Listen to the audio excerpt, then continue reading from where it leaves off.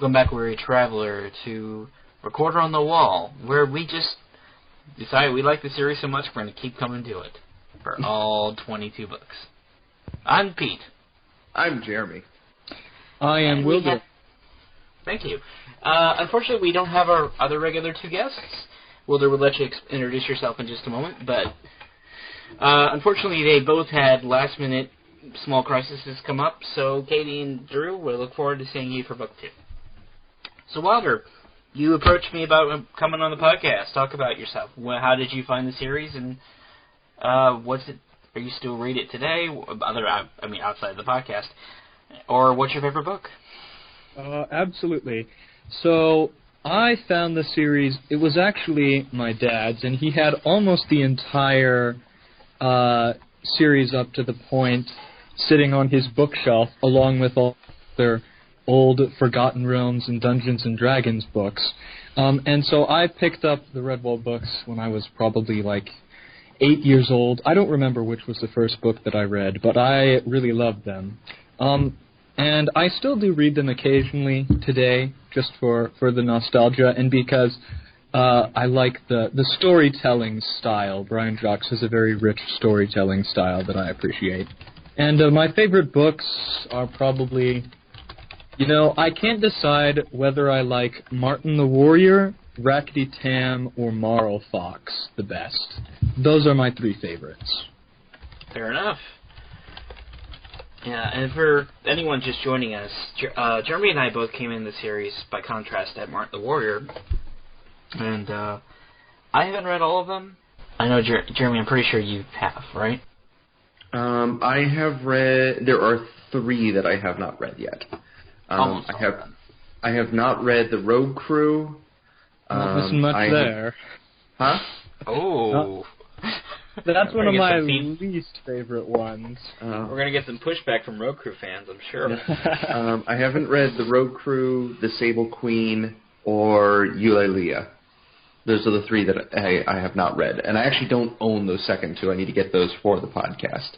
And I'm currently looking at them on my Amazon wishlist, and they're both very cheap. So. Whereas I left the series right after Tagarung, at least in publication order. So I'm missing 1, 2, 3, 4, 5, 6, 7 of the books. So I did read this one back in the day, but I think this Lord Brocktree rather. But I got to be honest, I don't remember anything about this other than Russ Snow starts off the book. So most of this was brand new to me. Yeah, I fell off after Rackety Tam. Hyrule Lane I got to, and I remember falling off of that one. Then eventually I came back to it. And then I read that one, and looking at it, so I had been reading these in order for a while, and then I hit that point, and but we'll get to those when we get to them, and once we hit a certain point, we're just going to hit the publication order anyway. This is an interesting book because even among the series, it's missing major portions of the lore that you would expect. It's the only book where Redwall is not present at all, not even in the prologue intro. Martin the Warrior had that. And speaking of Martin, he's not in here in any shape or form, considering he's not alive yet in the series chronology. Is Luke alive yet? Luke... I think he'd be a kid around this point. At best, yeah. Yeah. Yeah, because Lord Brocktree's son is for the fighter who Martin will meet later in Mossflower. Yeah. Yep. Yeah, that sounds about right. So maybe Luke is alive by this point? We don't know. Obviously Boar is alive in this one. And he's a kid. It sounds like he'd be close to his teens, because I take the 2 male badgers can't live together as they're both, he's in his teenage years, and Brocktree's like, hey, I don't want to deal with that. We're kind of indicated that Brocktree's in his middle age by the various visions tossed around of the upcoming badger from the Wildcat. So yeah, this book begins proper with a prologue of characters we haven't seen yet, at least for the podcast, of Rusino, who apparently got married. I mean, I may be wrong, but it's the only time I can remember a married couple ruling badgers ruling the mountain. Yeah, unless it happens in one of the books I haven't read, or if I'm misremembering something from one of the later ones. Yeah, I agree. Yeah, I'm pretty sure that this is the only time we see it in the entire Red Bull series. I can't recall any times. You know, for all the orphans and single parents we have in this series, that is unusual. Yeah. I mean, it also makes sense, too, because Salamandastron is supposed to be more of like a military location, and it would kind of make sense that there's not, like, a family, or, many families over there. We see a few hair families. Hair families are expected, but never mind how the badgers maintain a genetically viable population in Mossflower. We're not going to even get into that. We see Rusno and his wife have kids, so a daughter and a son, and they're adorable. I always really liked these prologue segments and like epilogue segments that we eventually get for all the ones that take place prior to Redwall. Like, I was always a fan of these things, where like the way they bookend it, no pun intended. Let's see. So, but we get into the story proper with let's do it in the character introductions. There's always a lot more named that we actually bring up, but here's who we have named. We have Brocktree's group, who consists of mostly just about 4 people. There's Brocktree the Badger himself, already mentioned middle season's male badger, Dottie the Hare, we'll get to her in good time, Ruff the Otter, and did I type that wrong? I think it should be Garth, shouldn't it? I think it's Girth. Yeah, my bad. Girth, that's right. Yeah. I guess. We don't have Katie to verify audio. Girth Longladle. That's it. Girth. Yep. Yeah.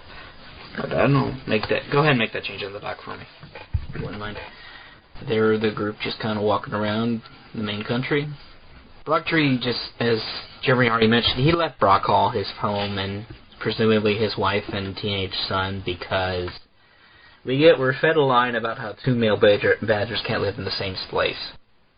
Yeah, I'm going to call crap on that, but that can come up later. I don't know. I think it makes sense. I think he means in anything that's not Salamandastron. There's also, Grant, I know we haven't gotten to Mossflower yet on the podcast, but if you think back, that was kind of a cramped location in general, and I could see 2 male badgers not getting along in there.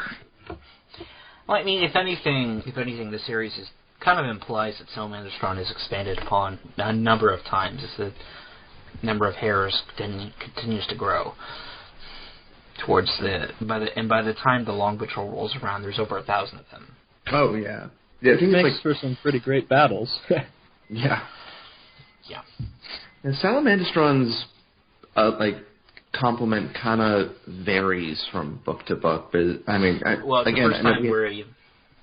Sorry, go ahead. Yeah, I know we haven't gotten there yet, but if you think to like Salamandastron the book, there was like 40 of them, and that was it. But then by the time they get the Long Patrol, there's like over 1,000. So maybe it just kind of changes depending on if battles have occurred, or if, in this case, it's just literally the old guard, and once they're gone, there's not much left. So, or heck, in Mossflower with Boar the Fighter, I know it's very early on, and probably this was still being developed, but there was like 6 of them. Yeah, that's true. We haven't covered Salamandastron in the podcast yet because it hasn't come up. We skipped over the Mossflower book, and it's the first time we're really addressing it. Mainly, this is book, 13 in publishing order? I think? Yes. Yeah, 13. Yes, it is. So the rules had been established by the time this book came around. Yeah. Long and story short, Brocktree is on his way to Salamandastron. Then we have Stonepaw Garrison, and Stonepaw is the actual reigning Badger Lord at Salamandastron, and Brocktree's father. Neat. Unfortunately, I didn't take down the name of his major hares. There's Stiffener, there's Fleetscut, who, of course, breaks off on his own. There's Blanche, the cook. Those are the ones I can think of off the top of my head. And Stonepaw, he knows he's on his way out. I mean, as age go, what we would ballpark, he's in his 80s. I kind of read, maybe 70s. So, unfortunately, he's racked with arthritis, and he can't get around very much anymore, but he can still put on some armor and kick some vermin butt. So, but he keeps waiting for his successor to show up, and yeah, about that. Doesn't seem to be one forthcoming. Not at the time that he's looking for, in any case. No. But Stonepaw's got a small problem in the fact that there's a wildcat just offshore with, I don't know, a couple hundred. Giant Nazi army. Yeah, that's about right. I mean, every bad guy's an autocrat in this series. So just, hey, way it goes. We get it. Speaking of our bad guy, let's go over him. Yeah. And I'm sure, how do we pronounce this? Ungatt Trunn. Ungatt Trunn. I'm just going to call him Trunn because it's easier. I would like to point out that I think I remember when I first read this, there's been a couple instances I remember when I would read these books that I would have like a dyslexic moment where I'd goof up the names in my head and just kind of read it that way until I looked at it closely. I originally saw this name as Ungatt Trunn, so I'm stupid. Jeremy, how long did it take me to correct Mark Horace in my own head? Yeah. Well, shoot. And I still couldn't get it right. Dude, wait till we get to Mossflower. You're going to laugh at one of the names I goofed up in that one. Oh, gosh. So, yeah, Trunn has his own army, and complete with toadies and first officers, we have Grottle, I'm assuming that's pronunciation, who's this high magician fox who apparently Grottle was crippled by Trunn at some point, and his family killed in front of him. Dark. Great way to win allies. Yeah. Yeah, I'm sure that's not going to come up in play at all. Someone want to do the voice of Trunn? I don't know how to... I'm not going to even bother trying pronouncing that. Fraggle. Go ahead. Fraggle. The Grand That'll Fraggle. The Grand Fraggle Rock. There we go. Oh, I would pay good money to see a version of this series. That would be tough. So Fraggle Rock, that's his name now. That's a girl. That's her name now. Her name, excuse me. That's her name now. Yeah, she's just kind of the messenger that goes to Stonepaw and says, "Hey, that's a nice mountain. We're gonna take it." Unfortunately, they didn't bring the necessary paperwork for an eviction, so Stonepaw just says, no. No. My mountain. And Trunn's like, okay, we're going to take it. Setting up our first major conflict here. Yep. And if I am correct, and I believe I am, then Ungatt Trunn's army is, in fact, the largest vermin force we ever see in any of the Redwall books. Really? Yes, by a long shot, actually. How big are we talking? I mean, did we get a count in the... I didn't see one.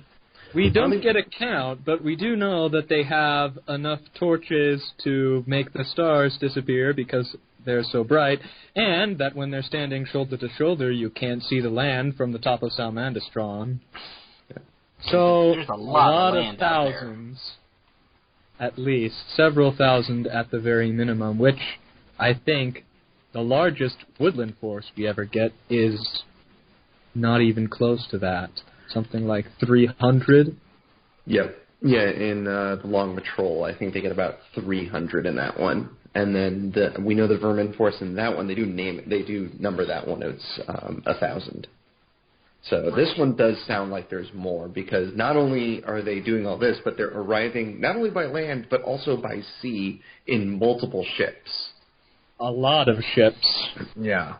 Something like you can walk a league along the entire shore by stepping from ship to ship. And in the end, the climactic battle is fought with only not even a quarter of the original force, if I remember rightly. Well, we haven't read that far officially, so. And I just want to point out, it takes a lot for me to stop because I start getting into these books, and I keep telling myself, no, that's as far as you're reading for this episode. Don't go on, because I don't want to inadvertently mention something in plot that comes up later. Okay, there's no official count according to the Wikia. We are told what Stonepaw's garrison is. It's about 150. So, yeah, it's enough to overwhelm that. I do like that Ungatt, or Trunn, whatever the heck we want to call him, he's not he's confident with what he has, but he also knows his team's, he knows his limits, and he even mentions, I would be worried if those hairs numbered the same as my troops. Like, he's not overconfident. No, there's compared to a lot of other villains where we will see, even Clooney. Well, he's not overconfident. I mean, Slagar was nuts, genuine crazy. He had way overestimated what his abilities can do, and it ended up killing him in the end. Yeah. Clooney was a little bit more disciplined, no doubt of that. Yeah. So far, Badrang as well. Oh yeah. Yeah. Well, Clooney also had a record of terror, being this nightmarish terror that just tore through anything in front of him, and we got to see him getting frustrated in Redwall. Why can't I beat these peaceful nothings? I'm Clooney, darn it. Giant walls help. Yes, they do. And of course, he could have built a large wooden hare and rolled that in. Oh, wait, that's a Monty Python thing. Never mind. Oh. Yeah, Trunn's definitely disciplined, but he's definitely not afraid to get his hands dirty either, much less even if he prefers to have his horde do the fighting for him. But, to be fair, he definitely has a lot of that kingly overconfidence. Yeah. Oh, yeah. We're told he is the son of a King Mortspear, who we never see. Yep. And rather than just inherit his kingdom, his dad's kingdom, he's going to take all the vermin and go carve out something else. Yep. And we find out his brother is, I think it's pronounced Verdaga, who is, of course, featured in Mossflower. Seems like these Wildcats have a bad habit of getting into Mossflower business. Yeah. So. And then I do like the little touches with him of him actually respecting his opponents as well, where when the hares chant and shout their battle cries after they've made the stars fall from the sky and things like that, and he's like, no, they're showing that they're not afraid either, and you can kind of tell he has this strange respect for his enemies that he doesn't find he sees them as lower creatures, but he can notice and respect their bravery. To be honest, the vibe I got from him reading this was kind of a Xerxes from the 300 movies. Self-important, yes. Self-important, maybe a little flashy, but not stupid. Yeah. That's probably pretty accurate. And then the last major group we're going to be following along here is Fleetscut, who is one of Stonepaw's aging hares. He's basically dispatched and says, go find reinforcements, please, quickly.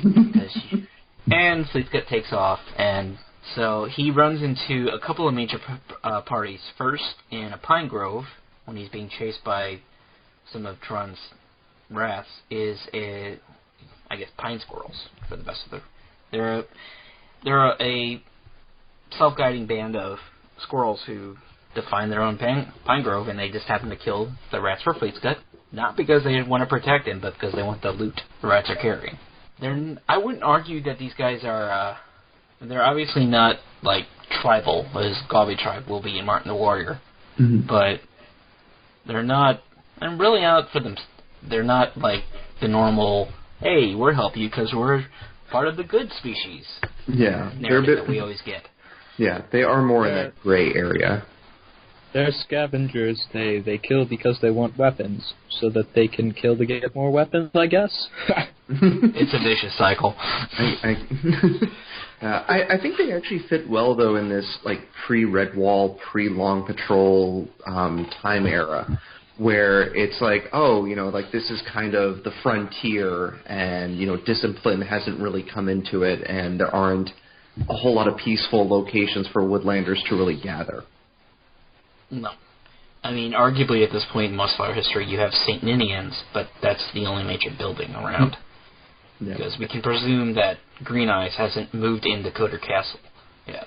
Although Coder Castle is still there because Verdaga didn't build it, so... No, he didn't. Yeah, he repurposed it. So they eventually they decided to join Fleet's Cut because he basically insults them to do it, if I recall right. Yeah. He first asked for their help, and they tell him, no, there's like only 40 of us, and we'd be dead, and we kind of need to take care of our own, and he respects that at first. Yeah, he respects that at first, and then all of a sudden he hates them. Well, he kind of like goes crazy there once Salmandastron falls. Yeah, like, I get that he's upset over that, but in all honesty, him calling them cowards, it's like, no, there's like maybe 50 of them, and there's literally thousands of Trunn's horde. They wouldn't have made any difference. They might have made a small dent, and no one would have noticed. Yeah. And they would all be dead, so... Yeah. Except the vermin they would have killed, but, Exactly. I mean, we've always already said the evil master is spawning vermin on a far-off island. Yeah, I don't think they care about numbers. I can get though if he's angry for her because Juka does mention that, like, oh, we saw them coming, we saw all this, we saw where they were headed, and I could get it if he was angry with them for not saying anything or not looking for help or not notifying some big group or something like that. Like, I could totally get that part, because, like, you saw this coming, why didn't you do anything about it? Why didn't you warn us? But as for not turning around and immediately trying to fight, yeah, that would have been suicide.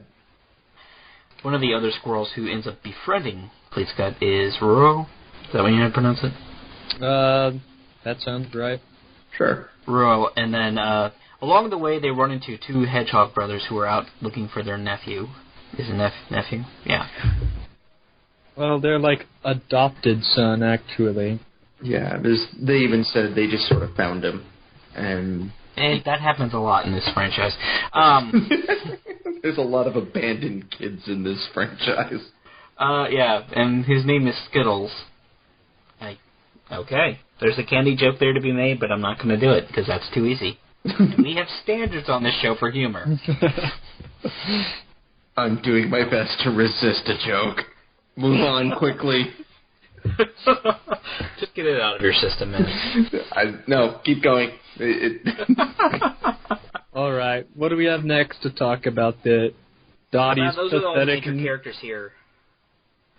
We haven't gone into depth on Dottie or Ruff or Girth yet, but there's also a couple other minor villains, like there's a family of Stoats who get knocked around by Brocktree, and some river weasels who are never seen again. Who get knocked around by Brocktree. Yeah. It's a running theme, have you noticed? And I think these are some of the most pathetic vermin we ever see in the entire series. I do want to bring up, though, Trunn's army, this gets kind of cultish at points. I mean, now they're all... Okay, a lot cultish. We see the initiation of two new people, the new one into the ranks, and yeah, where in other books we kind of see like officers or even regular foot soldiers don't exactly like the top guy, or are plotting against them, or even try and stab them in the back. That's not happening here. First of all, mostly if we can tell, I mean, both Fraggle Rock and Grottle. I'm gonna do that all 3 episodes, aren't I? Yeah, they're loyal. They're loyal to Trunn. So, props for that. Yep. But these two new recruits, I mean, like, what is it, like Rip Fang and Doomai? I'm sure neither of them will ever be important ever again. Yep, that's the way it goes. All right. Yep. Another thing that's important to note about Ungatt Trunn's army is, unlike all of the other vermin armies that we see, they actually seem to be competent in what we would consider like standard military matters. Like, they drill and they walk in ranks and things like that, which we only ever see the Long Patrol do, other than Ungatt Trunn's army in the entire series. This is true. He does have a lot of, like, commanders and captains who are in charge of, like, specific things, too. Like, one's in charge of keeping them in ranks, one is leading them into battle. To be fair, Clooney had officers, but he didn't. I mean, they were all skating against each other at points. So. And also these officers seem competent. Yeah. Right. And we definitely Slagar had no... No. Clooney's officers were more like, these are the less incompetent of the group. Except for Cheese Thief. Yeah. Oh, what about Scrag? Oh, there's the guy. Oh. Or wait, no. Was Scrag boiled alive or cut in half? I can't remember. No. Scrag was the one that got pushed off of the tree. Oh, yeah. And then there was the speed bump guy. Pushed off the tree, and then Cheese Thief stood on his throat and murdered him slowly in front of Matthias and a baby. All right. Yeah, exactly. You know, for kids. Remember him. How can I forget him now? God. I'm just thinking of the guy who was a speed bump in the entrance chapter for Clooney. Oh, well, God. I don't even remember his name. Something he's with just a speed rat. Bump. Yeah. Or it was Kilconey that got chopped in half. Yeah, it was. Yeah, who got boiled alive? If I remember right. Was it Darkfang who got boiled alive? Yes. I don't know. Yes, it was. Darkclaw. That was it. Darkclaw, that's it. Yeah, where he shows up in Clooney's fever dream. He's like, look what they did to me! Did you have any burn cream? I said I wanted soup, but not like this! But we're on the... Back to the book at hand. Yeah. All right. That's all our major party here. Now, Brocktree's group we need to explain the other three. And there were no neutrals, really, at all here. Brocktree's group. We have Brocktree himself, who we already mentioned is a terrible father and walked away from his son. No, I'm not going to let go of that. He's on a nature walk. Yeah, thank you. We have Dottie the Hare, who apparently is such a terrible child. She's being sent to Salamandastron to be beaten regularly and be forced into the ranks.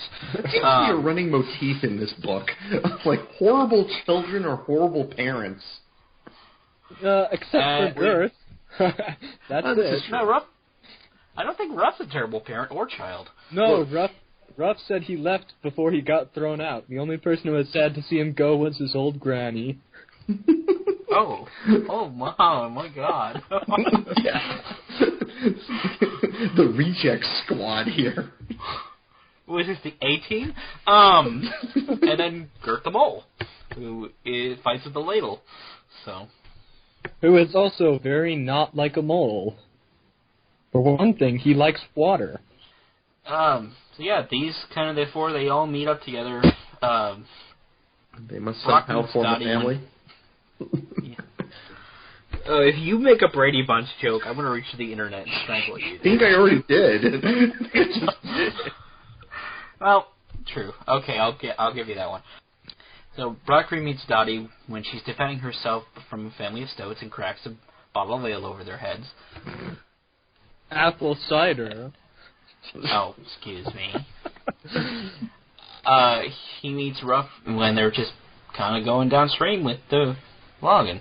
Like, okay, I'll join up. Actually, if you remember, Ruff is like over sitting on the bank of the stream, and Brocktree just attacks him for no reason because he thinks he's spying on them. He's a bastard. That's a great introduction. Yeah. And they kind of meet the Mole family, and hey, you want to take my son with you? Okay. Can he cook? Yep. Awesome. He's coming. So, okay, before we get into the plot overall, talk about series lore here. Again, we mentioned there's no Redwall. There's no Martin. Yep. Okay, that's fine. But the word Dibbin is dropped multiple times. And at least for the podcast sake, this is the first time we've ever seen it. This is true. Yeah, but for those who are following the series along with us for the first time, all two of you, Dibbin is kind of just a generic name given to a child. It's mostly for those living at Redwall, but it's used here as a noun or I guess designate age. Yeah, it was used to refer to, like, I think they refer to Skittles as a Dibbin. I wonder where Brian got what else? that. Oh, I was just wondering where Brian got that name. It seems like an odd noun. I don't know. That's a good question. I mean, his names get invented, let's be honest here, but he's not going out inventing words left and right like, J.K. Rowling. And I like the Harry Potter series. The other thing is, we didn't get that many songs in the first two books that we've covered, both Redwall and Maida Mayo. There is a song every other page in Lord Brocktree. The length of them is also quite long. Like, I mean, in Maida Mayo, the closest we had was Sir Harry the Muse, but that was mainly used for his dialogue with, like, the different like his poems. Whereas in this one, I can't remember if it's this book or another one, but there was one of these where I hit the point where I was like, dear God, there are a lot of songs in this book. Yeah, and I admit, here's the thing, guys. The songs are one of the reasons I probably left the series back in the day. I can't say that for sure, but I can remember just as I started reading more and more books, it's just like, come on. Yeah. I stopped reading the lyrics and was just like, okay, what's next? Yeah, I was kind of doing that when I was reading this one, and I forced myself to read most of them here, but I'm getting flashbacks. Yeah, I don't know. Like, sometimes they can serve a purpose, like how near the end when the Hares march off and are singing their marching song as like a part of defiance against Trunn. I thought that was good. Like that was a good use of it. But yeah. Did Dottie's apparently ear-piercing song have to be like an entire page? We need to mention this because Dottie apparently is the worst musician we've ever seen in the entire books. Too bad they can't weaponize that. She's like the opposite of Songbreeze.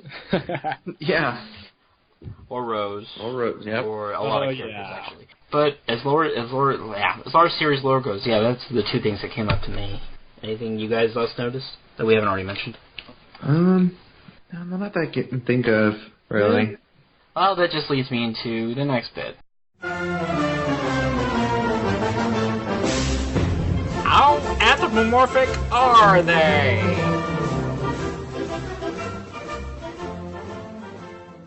Yeah, how anthropomorphic are they in this book?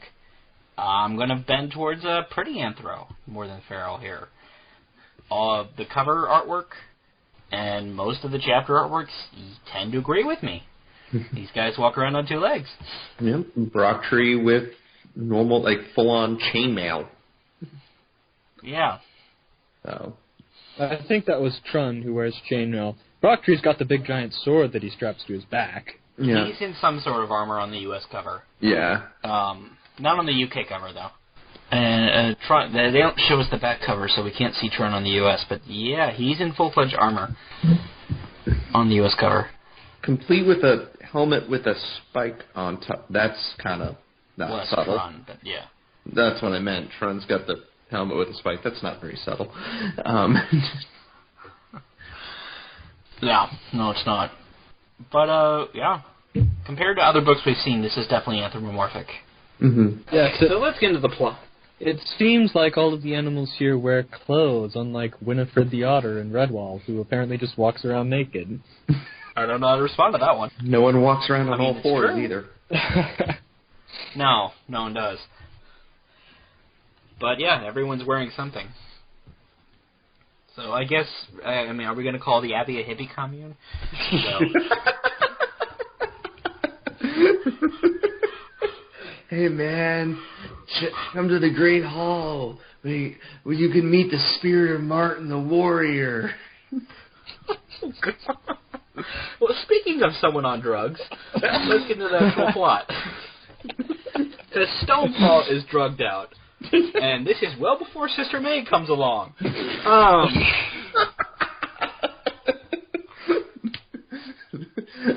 was wondering where she got some of those recipes from. Stonepaw has a problem. Apparently he's been lighting some hallucinatory incense every so often to try and see his successor. All right. It happens more than once. Resisting the urge to make a lame pun here. Do it. Do it. Just do do it. All right. So would that make him Stoned Paw then? That's his name from now on. Stoned Paw.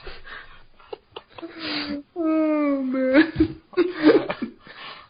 Yeah, they say that Salamander Strong is an extinct volcano. I don't think that was volcanic smoke coming out of the top of it.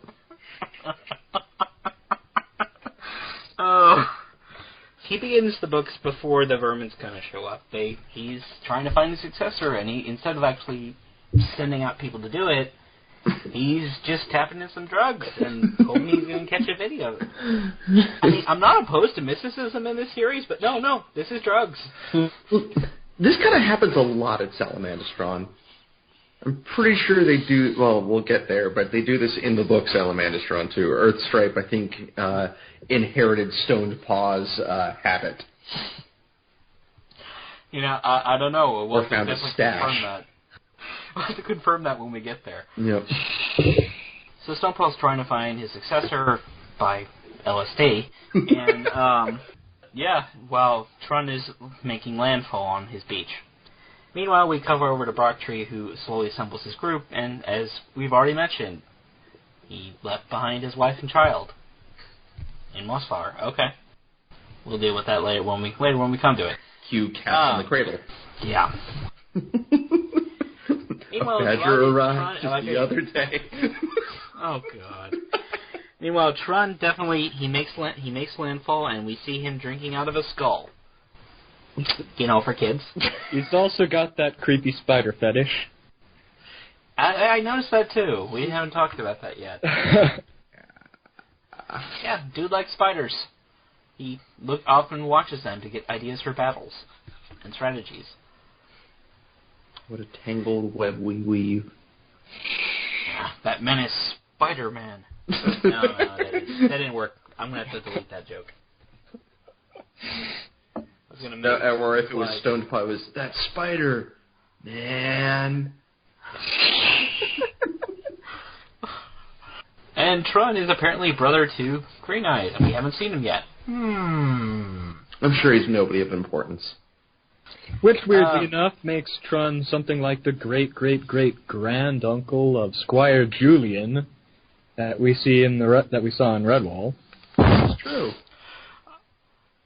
Yeah, I am your brother's nephew's father's former roommate. So what does that make us? I do want to point this out, at least for the podcast's sake. This is the first time we've seen a bad guy acting on a prophecy. I'm sure he's got nothing to worry about a middle-aged badger coming for him, right? That'll be fine. Yeah, both Trunn and Brocktree keep having repeated dreams where they see each other, and they want to murder him. Murder him good. I smell romantic comedy. Oh, God. Brocktree almost takes out a burrow full of moles because of him. Yeah. Hey, do we have any blood rage or blood wrath in this first book? I don't think we do. I don't think so. Or I don't think it happens. No one's eyes go red. We don't see them in a bloodlust. Stonepaw actually shows some tactical smarts and retreats when he can't win down to the lower caverns. So, no, I don't think we have blood wrath there. Well, at least so far. No, not yet. Grottle. This is pulling from the notes when I was reading this. Yeah, he's a Starscream. It's not explicit that he's trying to take over, but you can definitely tell if he gets his chance, he may take Trunn down. Yeah. I would like to point out that Trunn is very less forgiving than some of the than say like Clooney. Like, whereas Clooney... Forgiving as I am. Huh? I was quoting Vader. Oh. You'll find that Trunn is not as forgiving as I am. Well, it's like Clooney, when one of his henchmen and Sela were obviously lying to him, he kind of poked fun at them and then laughed afterwards. Whereas a soldier tries lying to Trunn runs forward, grabs him and it was two of them, grabs them both by their shoulders and shakes them enough to snap their necks just by the force alone, and then throws them out a window. Yeah, Vermin HR is going to have a problem with that one. And then just to make it even better, afterwards he just kind of calmly turns back around and goes, "So, anything else to report?" Sir, we've explained this to you already. You can't keep throwing people out windows. We have a couple thousand more where they came from. It's really driving up life insurance. You see by the end of the book, there's this giant pile of them out the window, and they're like, "What happened to your army?" "They annoyed me." He runs out of army, and he has to fight Brocktree alone. "They lied to me." And then after that, he has the captains taken out and lashed with the flat of their swords, right? Yeah. I mean, there's inspiring loyalty, sure, and there's two ways you can do that. It's through fear or through respect, and he's going for the fear. Full-on Machiavellian here. He actually says that outright when he is talking with the captive hares. Yep. I rule by fear, not by affection. Something like that. I have to ask, I mean, we're kind of dashing around here, but are there any vermin major leaders who rule by respect instead of fear? Plug Firetail. I have no idea who that is, because I probably haven't read the book. From Triss. Okay. He is my favorite vermin leader, other than Captain Clog. Captain Clog is my favorite vermin leader. He is near to my heart. Well, I mean, I'm trying to think of most of the villains I can remember, and no, they all rule through fear. Huh. Yeah. And in a lot of cases, that comes back to bite them. Oh, big time. Pearls of Lutra, anyone? I was actually thinking Mossflower. No, that too. Well, it happens in almost every book in the series, if I'm remembering rightly, so... I do want to point this out. I mean, not that Basil was any truly better here, but Dottie does not shut up. Yeah, well, why do you think she was kicked out of her home? I mean, I do love the fact that Brocktree's at least willing to share some of her humor, but like, you should just cut off my foot, we've been marching so long. Okay. And he just draws his sword. He's like, okay, can't hold it out. She's like, okay, never mind. So where do we leave off? Oh yeah, Trunn was invading the mountain. He does. But Brocktree loses all but about, 20 of this fight? Stonepaw? Stonepaw, thank you. Yeah, he loses most of them, though it's interesting because Trunn captures a large portion of them. 60, as I recall. Yeah. Which means that we have around half, so basically about half died. Yeah. Yeah. Of the original 150. I think the book says something like there were just so many vermin that they overwhelmed them and they weren't even able to fight at all. Yeah. Yeah, I mean, that makes sense to a degree. Yeah, because we don't even get, an actual action scene or anything of Salamander Strong being overwhelmed. Most of it happens off screen or off page. I kind of would have liked to see that, honestly. We get a second-hand report to Stonepaw. That's it. Yeah. Yeah. So the mountain's overrun. Stonepaw and a small group hide in the basement while the others get captured and basically turned into slaves. And Trunn owns the mountain. So, and to be fair, at least in the books we've read, he's probably the only vermin leader to hold on to what he's captured probably the longest. Yeah. Granted, all we have to compare him, at least as far as the podcast so far, is Clooney and what's his face, the Raven. Oh, Iron. My mind went blank. Thank you. Yeah, and they didn't hold. They maybe managed to make it less than 24 hours, both of them. So. Well, Ironbeak never actually. Well, Ironbeak lasted about a page. Clooney lasted about 2 pages. Let's go. Yeah. And then both of them immediately thwarted. Though granted, Iron Beak a little bit more quickly than Clooney was, because Iron Beak just got the head kicked out of him by her strike Red Kite. Even Clooney never really secured the Abbey before he got overrun and attacked again. This is true. Doesn't Matthias just come right through the front door? Yeah. Pretty much, yeah. Yeah, I think they just charged through the open gates, if I recall correctly. Clooney's like, darn it, I knew I forgot something. The door must be closed! Yeah, so Trunn does actually take is implied to be the largest military fortress in the entire series, and holds it for a significant amount of time. Yeah. Yep. I'm sure he won't have any trouble holding it later. No. I'm sure they won't run out of resources either. Yeah, he's got such a huge army, he can easily hold it. I mean, it's not like he has to worry about feeding and supplying them. No. They're all aliens that have just spawned out of nowhere, and so they don't need food. Yeah. So Fleetscut, while this is happening, as we mentioned, Fleetscut, he kind of went to go get reinforcements, and he meets up with the squirrels. Yeah, he takes the fall of Salamanders run well. Really well.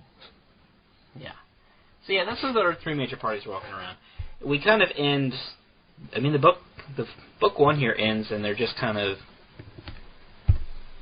They're still looking for more hares, and apparently some younger hares went north and made their own little kingdom, including one actually crowning himself a king. Yeah. I'm sure he'll maintain that title.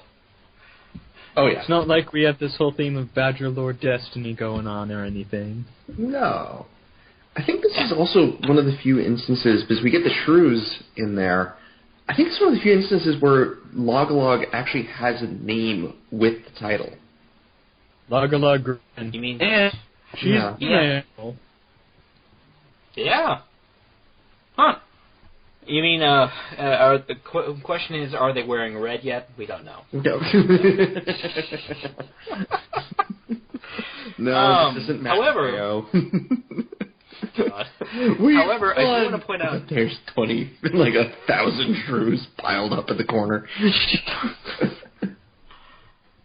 I do want to point out something. Trunn's Horde, the cult, they all are painted blue, and I mean, like, blue for good. They have some sort of magic powder that stains their fur blue, which, it's a permanent dye. Think of it like hair dye. Yeah. Yeah, but hair grows. That's one of that point. Oh, yeah. So. Yeah. So it's basically they're tattooing everything. Yep. Ouch. Yeah. I just want to point out, what is he thinking in the way of camouflage? Okay, yeah, it's intimidating to see this thousands of blue rats and other horde coming at you. Sure. Totally fine with that. But if you're talking about a person who would be smart tactically, greens or browns would be better than us. At best, your best option for camouflage is coming out of the blue ocean, which it isn't always blue based on your area. He's a very big Eiffel 65 fan. I think it has to do more with intimidation, because when we read a lot there, he's almost obsessed with the idea of intimidation, so he has all of his troops perfectly drilled, they line up in ranks, he uses his little magic tricks to make the earth shake and the stars disappear. And also, if you think about it, it's like wearing a uniform, almost. Everybody knows, like, you can't desert from Ungatt Trunn's horde. You are blue. You're not going to be able to blend in with regular vermin. So, there's several different aspects of it that I can see. I mean, if you did desert, you could always try the trope we always know is that works to disguise people, and that's a hooded cloak. I think also, if you think about it, if you had a horde of a couple thousand vermin, would you really bother with trying to camouflage them? Probably not. Right. Also, it could be a recruitment tactic. Hey, we should go join them. They have cool blue fur dye. It can be totally radical. All the cool rats are doing it. Oh my god. That's most of my notes. Jeremy, what else did you have? That's about it. I mean, like I said, I really like the scene where the hare is led by Sail Ears.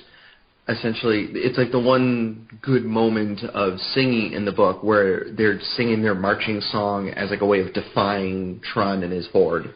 Like they kind of a bridge on the river Kwai moment. Yeah, I thought that was very good of them. Like you see, like even though I think that's part of the fact that like that they've grown so old is they've seen everything, they've been through everything, so nothing scares them anymore.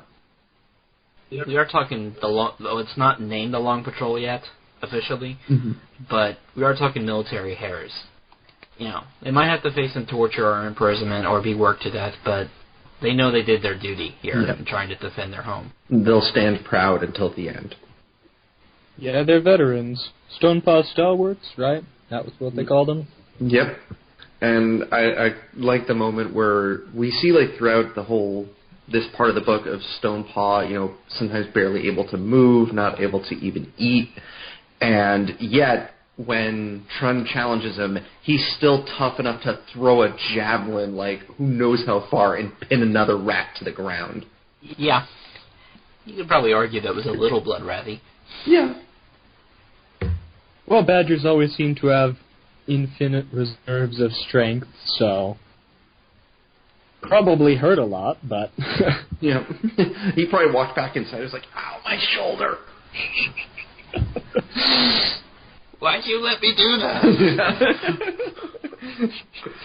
It's like, sir, that was your only giant javelin. Darn it!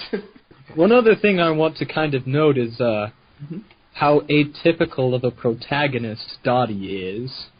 Because she's really the main focus of the series, including the fact that all of the chapters have an alternative name, specifically for Dottie's story. Yeah, I hadn't forgotten about that, but yeah. Oh, yeah.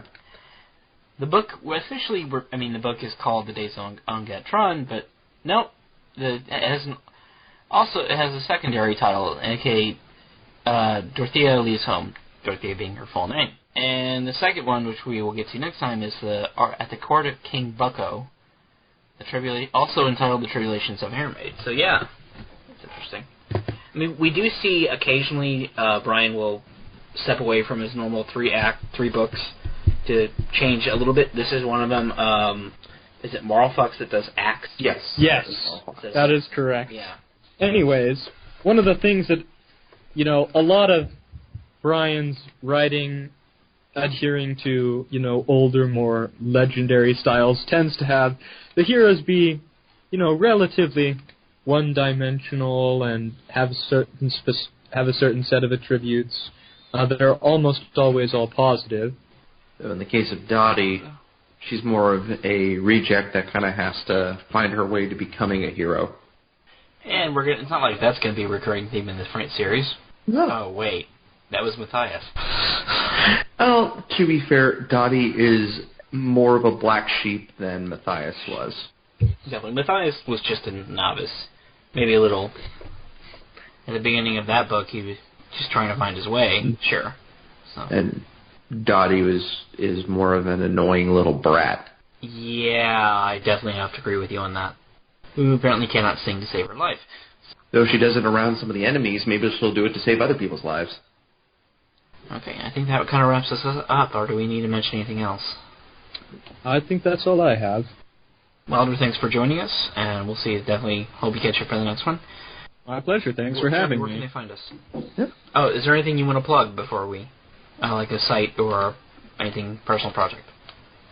Me? Yeah. Oh. If you haven't already, stop by the Red Wolf Forums. We're always happy to have you. That's all I have. Indeed. Jeremy, where can they find us on the internet? All right, you can find us at recorderonthewall.com. We are up on iTunes and Google Play Podcast, and I believe, and we're also, Pete, you have a thread on Reddit as well, right? I posted the Redwall subreddit, yep, and the Redwall forums, both. Wylder, we'll see you in around 2 weeks, and we'll do the next book. Excellent. I look forward to it. I will see you guys later then. Take care. See you later, folks. All right. Have a good night.